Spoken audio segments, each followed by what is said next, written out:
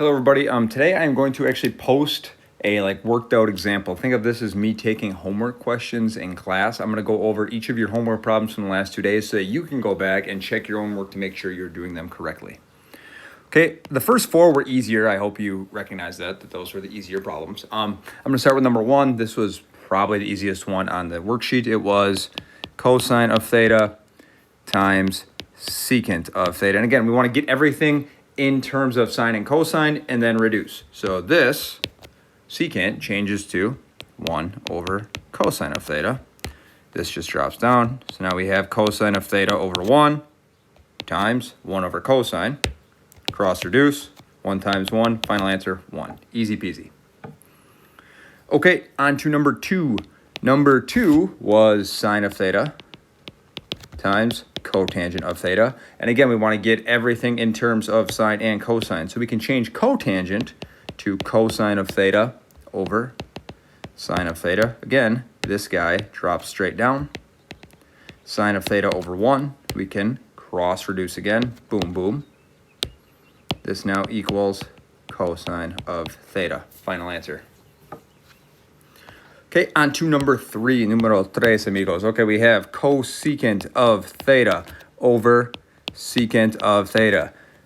Okay, following everything we've been doing, we're going to switch it to sine and cosine. Cosecant switches to 1 over sine of theta over secant is 1 over cosine of theta.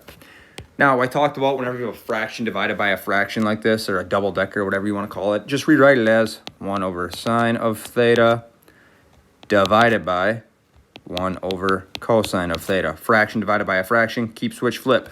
First one stays the same, 1 over sine of theta. Division switches to multiplication.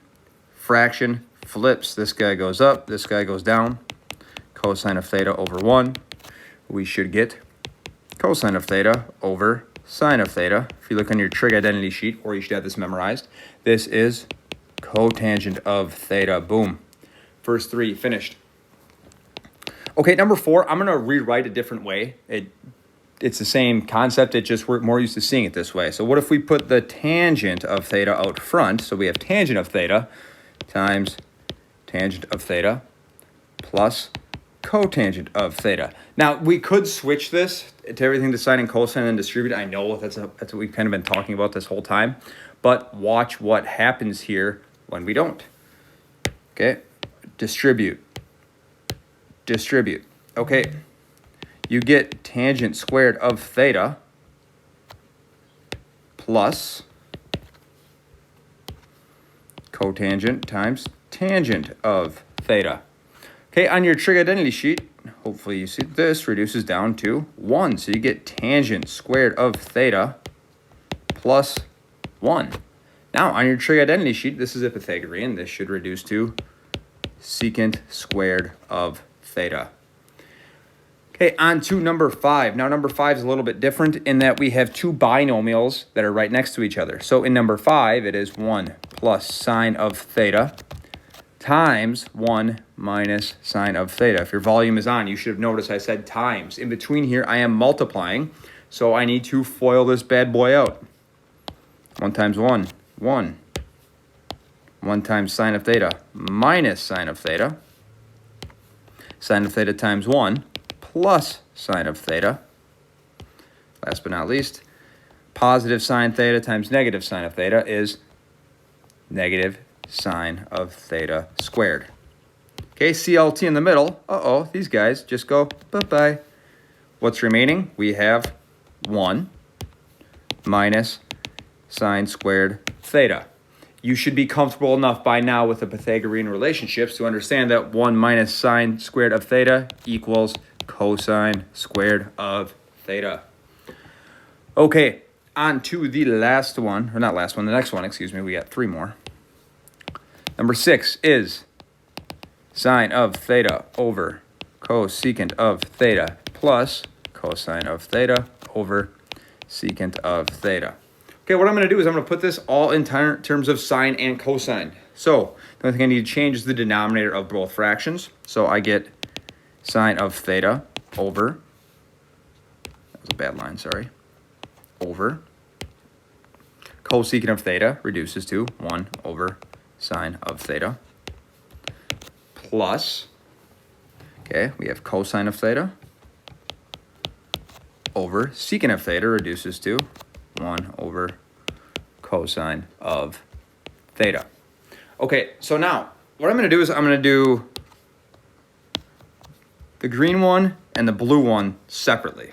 Okay, watch carefully. So this is really, you probably noticed I left space here. This is really over 1. This is really over 1. If I flip this, I would get sine of theta over 1 divided by 1 over sine of theta. So again, I'm going to flip. The sign switches from division to multiplication. This fraction flips. I get sine theta over 1 plus, okay, I'm going to do the same thing here. This changes to cosine of theta over 1 divided by 1 over cosine theta. Again, switch, flip. Okay, I'm going to switch the sign of multiplication, flip the fraction. This changes to cosine of theta over 1. PEMDAS tells me I should do my multiplication first. So I get my green one here, and then I'm going to do my blue one here, and then add them in the end. So what's sine over 1 times sine over 1? That would be sine squared theta plus cosine theta times cosine of theta would give me cosine squared theta. And that is a really nice one. We know that that just reduces down to 1. The final answer to number 6 is 1. Okay, on to number 7. Okay, on number 7, it is cosine of x. Now, I get that some of these are x, some of these are theta. Just treat them all the same. Like if I end up writing a theta instead of an x, don't worry about it. It's literally the exact same thing. One's in radians, one's in degree, but we don't have that given information. So for now, just treat them all the same. So it's cosine of x times secant of x over tangent of x. So again, I'm going to switch everything to sine cosine. So I'm going to switch this to cosine of x times secant is 1 over cosine of x over. I'm just going to keep this as tangent of x for now, when you will see why. Because what happens on top is these bad boys, I got a cosine on top, cosine on bottom. That just reduces to 1 over tangent of x. Now, what you could do here is you could do this one of two ways. I'm going to do it part A and part B. Part A, you could say, well, this is really tangent is equal to what? Well, that is 1 over, excuse me, I'm going to do this the first way first. I'm going to say, well, 1 over tangent on my trig identity sheet, 1 over tangent of x, that equals, right, cotangent of x. It all just reduces down to cotangent. Okay, the other way to do this would be, well, you could go through and you could say, well, this is 1 over the tangent of x. Okay, what that means is it's 1 over 1 over tangent of x reduces to sine of x over cosine of x. Go away. Over cosine of x.